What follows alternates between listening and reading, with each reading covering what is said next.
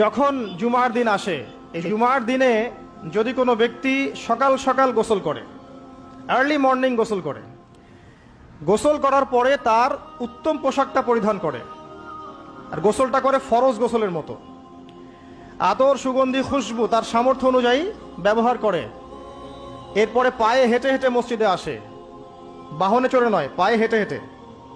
যদি আপনি অনেক দূরে থাকেন সেটা আলাদা কথা। এবং ইমামের কাছাকাছি বসে, মসজিদে আসার পরে যতটুকু সম্ভব হয় সুন্নত পড়ে নিল, নফল পড়ে নিল, এরপর ইমামের কাছাকাছি এসে বসলো, ইমামের খুতবা শ্রবণ করে মনোযোগের সাথে। খুতবা শ্রবণ করার সময় কাউকে কষ্ট দেয় না।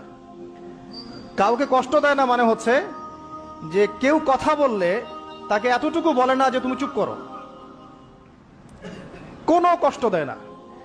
ইমামের খুতবা শ্রবণ করে, নামাজ পড়ে